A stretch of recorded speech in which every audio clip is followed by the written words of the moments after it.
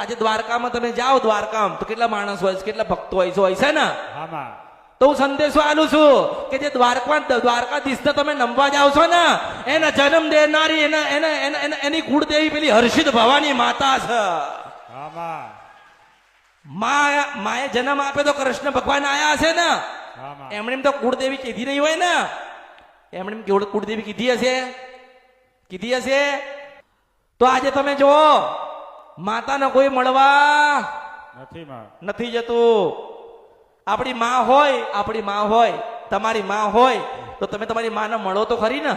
આમાં તમે તમારી માને મળો તો દાદીને મળવું તો પડે ને માસ્તર.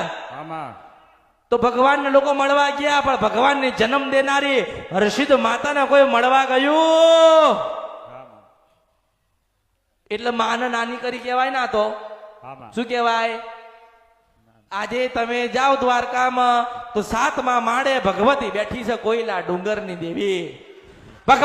ભગવાન નીચે બેઠ્યો છે ને માં ઉપર બેઠી છે, કારણ કે માં સર્વશ્રેષ્ઠ કળિયુગની અંદર હું મેળડી છું. માં સર્વશ્રેષ્ઠ કહેવાય ને, પણ માના દર્શન કોઈને કરાવવા દેતા નથી. કારણ માસ્તર કહેવા જઈશ તો દુઃખ લાગો ઓળખો તો પણ કહું છું તો ખરી, આ કળિયુગમાં જતા જતા મારું શાસ્ત્ર રચીને ના જવું આ કળિયુગમાંથી. મારા પ્રશ્ન છે ચારે મેકીને ના જાઓ અને દુનિયાને જવાબ આલવા પડે એ મેળડી શું કળિયુગની અંદર.